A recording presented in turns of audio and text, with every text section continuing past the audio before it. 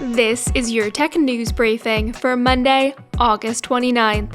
I'm Zoe Thomas for the Wall Street Journal. For more than 20 years, if you wanted to find information on the internet, you Googled it. There are other search engines, of course, but Google is the one that became a verb. Now that trend seems to be shifting. Millions of people, especially young people, are turning to TikTok for answers. Why would I Google something? And I can go on TikTok, watch a 15-second video, gives me the full lowdown on how to make something, if something is good, how to use it. So TikTok is legit better than Google for a lot of things. Go to the TikTok search bar and search how to cut a watermelon. You're going to find 500 videos that are insanely better than anything you'd find on Google. Anything you can imagine, you can find on TikTok. And not only can you find it quick, but you can find it in video form. But how trustworthy are the answers you might find on TikTok? And what does Google think of this trend? Cordelia James reported on this for the Wall Street Journal's personal tech team, and she joins us now. Hey Cordelia, thanks for being here. Hi Zoe, thank you so much for having me. Okay, so more people are turning to TikTok to find answers, but what kinds of questions are they asking? Yeah, so an internal survey at Google found that 40% of young people, so people between the ages of 18 and 24, are using TikTok as a source of information for all kinds of things. Some examples like fitness, ideas, fashion inspiration, things to do, places to go, travel, food recommendations, recipes, all kinds of things that you can find on an app that gives you a lot more visual results than a typical Google search, as well as something that's super quick and fast. I mean, some of those questions seem like things you might already turn to social media for. What to do on a weekend or fashion tips. Should Google be worried? So Google actually doesn't have too much to worry about just yet, I would say. Mostly because the survey that they did kind of found that more often than not, people would still use Google in addition to TikTok. However, for those who only rely on TikTok as the key source of information, that can be a little troublesome because not all of the results that they might get immediately on the app are always accurate. Okay, so what makes it problematic then for the people who are turning to TikTok for information?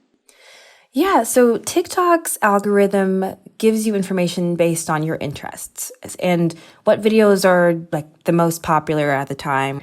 When it comes to those kinds of videos, they don't necessarily always have to come from reliable sources. So if you're using the app to search for information such as, let's say, health advice, but you're not really getting it from an actual nutritionist, then you might be using some of these skills and these tips from someone that might actually do you more harm than good.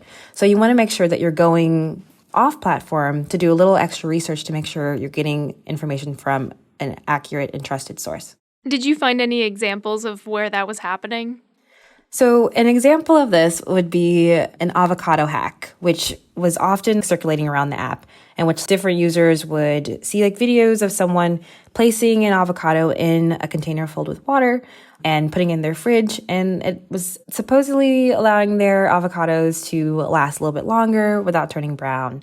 However, the FDA eventually had to come out and say that, hey, that's actually not really safe due to pathogens in the water that could actually cause all kinds of illnesses. Other social media platforms have been criticized for the amount of misinformation that's on their platform. Is that something TikTok has to deal with as well, and how is it addressing that? Most definitely. So TikTok was actually in the news a lot earlier this year regarding misinformation circulating regarding the war in Ukraine. And so after that, the app has, which mind you, this app is still in its infancy. So this is something that it's still readily trying to work on and trying to find ways to address. It's just that the fact that it has such a strong influence that makes this really scary at times.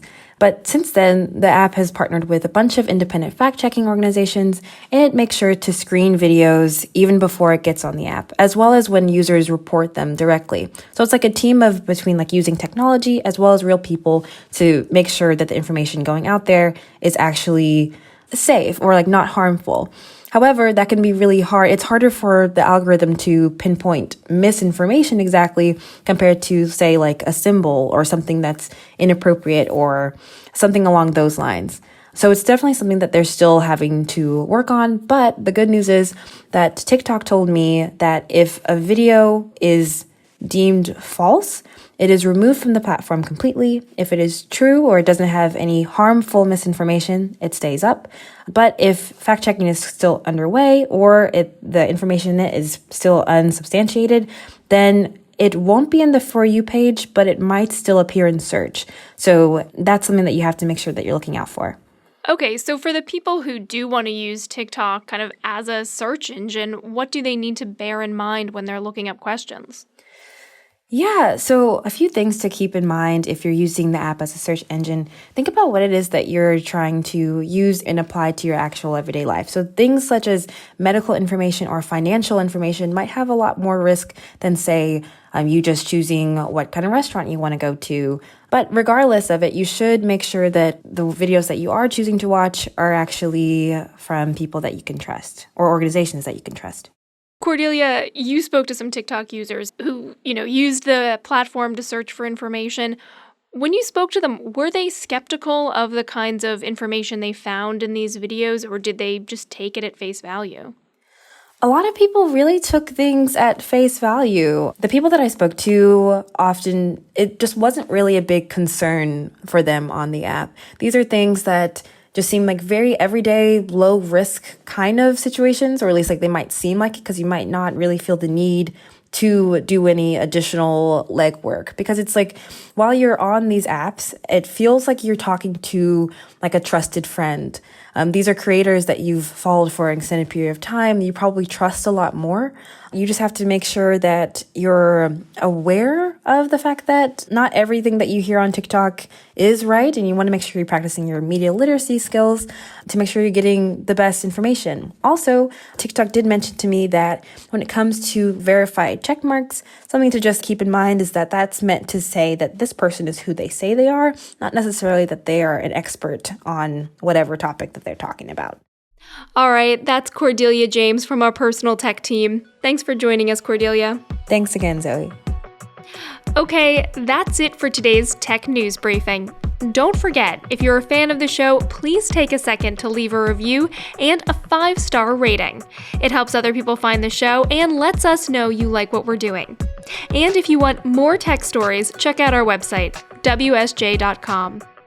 I'm Zoe Thomas for the Wall Street Journal. Thanks for listening.